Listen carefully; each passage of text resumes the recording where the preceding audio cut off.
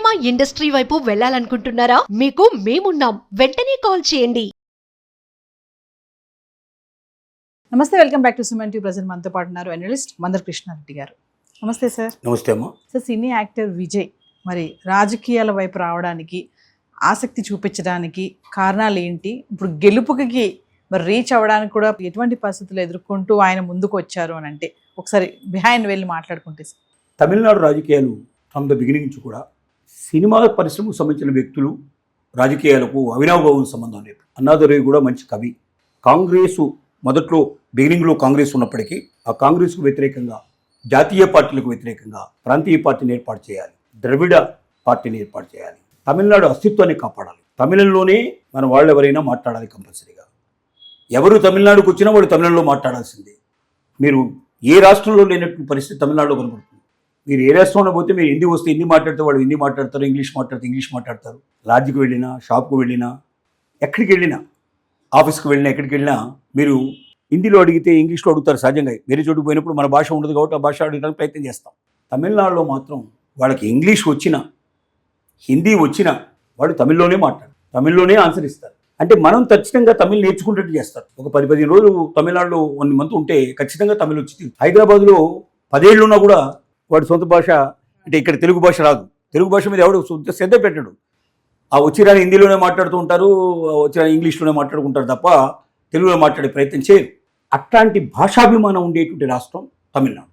Annadurai కరుణానిధిని ప్రోత్సహించాడు, DMK పార్టీని స్థాపించారు. చాలాసార్లు కరుణానిధి ముఖ్యమంత్రిగా ఎలక్ట్ అయ్యాడు. కరుణానిధితో స్నేహం చేసి డిఎంకే గవర్నమెంట్లో ముఖ్య పాత్ర వహించిన ఎంజి రామచంద్రన్ గారు కరుణానిధితో విభేదించి బయటకు వచ్చి అన్నా డిఎంకే పార్టీని స్థాపించారు.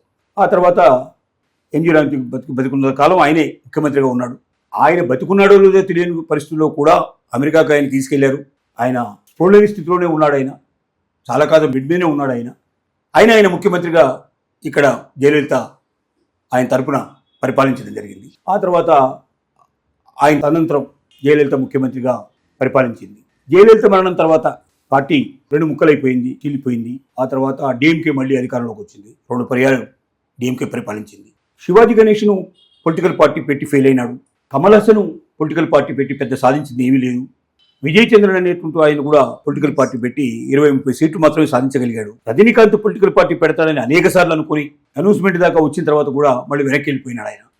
చివరికి విజయ్ అనే వ్యక్తి సినీ నటుడు, పెద్ద వయసు కూడా అతనిది ఇంకా యంగ్ కిందనే లెక్క, 50 ఏళ్ళ అటుగా ఉండే వ్యక్తి కాబట్టి అతనికి కెరీర్ కూడా చాలా బాగుంది.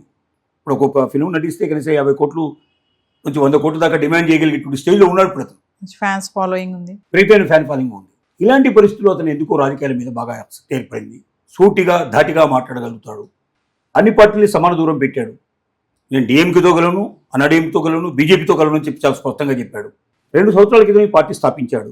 ఈ 2 సంవత్సరాల లోపలనే పార్టీ స్థాపించి ఇంకా అన్ని చోట్ల అసలు ఊళ్ళల్లో దీనికి సరైన కార్యవర్గం లేదు, బేస్ లేదు. జిల్లాకు 1-2 సెలెక్ట్ చేసేసి వాళ్ళ ద్వారానే పార్టీ నడిపిస్తున్నాడు. తర్వాత ఎలక్షన్స్ ప్రారంభం అవడానికి ముందే ఒక చోట తొక్కిసలాట లోపల 40 మంది దాకా చనిపోయినారు. అతను ఎలక్షన్ క్యాంపెయిన్కి వెళ్ళినప్పుడు చనిపోయారు. ఆ కేసు నడుస్తోంది.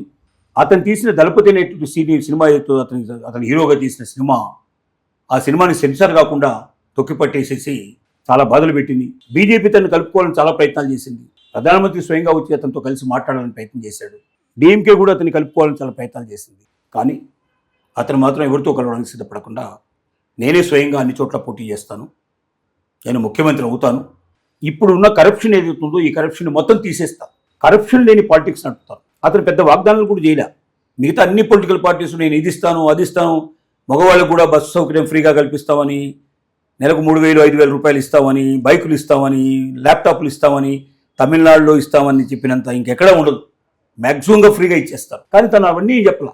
నేను కరప్షన్ లేని పార్టీని నడిపిస్తాను, అందరి ప్రజలకి అందుబాటులో ఉంటాను, ఉద్యోగ ఉపాధి కల్పన కల్పిస్తాను, నేను మంచి పరిపాలన ఇస్తాను, నన్ను నమ్మితే ఓటేయండి అని చెప్పాడు.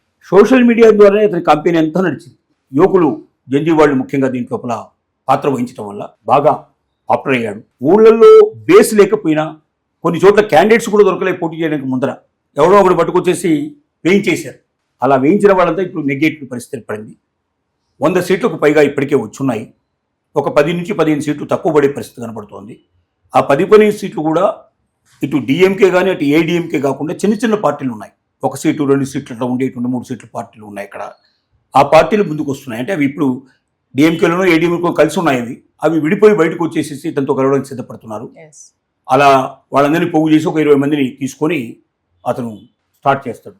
అతను ముఖ్యమంత్రిగా ప్రమాణ స్వీకారం చేయించుకుంటాడు, ముందుకు వెళ్తాడు. యంగ్ పర్సన్ కాబట్టి ఇంకా 20-30 ఏళ్ళు అతను రాజకీయాల్లో ఉండడానికి అవకాశం ఉంది. ఒక కొత్త ట్రెండ్ ప్రారంభమైంది. దీనికి ముఖ్యమైన సమస్యలు ఏంటంటే డిఎంకే చాలా మొండిగా వెళ్ళింది. వాళ్ళు హిందుత్వాన్ని పూర్తిగా వ్యతిరేకించారు, సనాతన ధర్మాన్ని పూర్తిగా వ్యతిరేకించారు, సనాతన ఆచారాలు ఏవద్దన్నారు. వాళ్ళు తాలి కూడా కట్టరు. పెళ్లికి డిఎంకే పార్టీ వాళ్ళు వాళ్ళ కార్యకర్తలందరికీ ఏం చెప్తారంటే తాలి కట్టాల్సిన అవసరం లేదు, భార్య ఈ రోజు నుంచి ఈవిడ నా భార్య అంతే. అంతే. ఒకరి మీద ఒకరి నమ్మకాలు ఉండాలి తప్ప తాలి కట్టినంత మాత్రం ఏమొస్తుంది అనేటువంటి ఉద్దేశంతో ఉండేవాళ్ళు. దేవాలయాలు కూడా వాళ్ళు పెద్దగా పోరు, దేవుడిని వాళ్ళు నమ్మరు. ఇట్లాంటి చాలా విశ్వాసాలు ఉన్నాయి వాళ్ళకి. మరి భారతదేశంలో కానీ ప్రపంచం మొత్తం మీద ఎక్కువ దేవాలయాలు ఉన్నది ఎక్కడంటే తమిళనాడులో ఉంటాయి.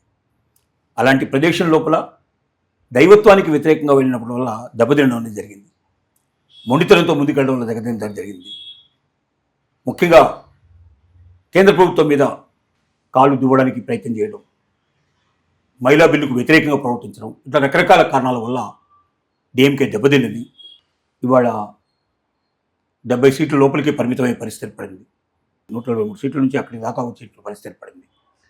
కాబట్టి ఒక కొత్త ట్రెండ్ మాత్రం వచ్చింది. భవిష్యత్తు లోపల తమిళనాడు రాజకీయాలు కొత్త మలుపు తీసుకున్నాయి. డిఎంకేని అన్నా డిఎంకేని పక్కన పెట్టేసేసి ఒక కొత్త పార్టీకి మొట్టమొదటిసారిగా అవకాశం కల్పించి ఒక కొత్త ఒరవడికి శ్రీకారం చుట్టిన తమిళ ప్రజలకి మనం తప్పనిసరిగా అభినందనలు చెప్పాల్సిన అవసరం ఉంది. Thank you sir.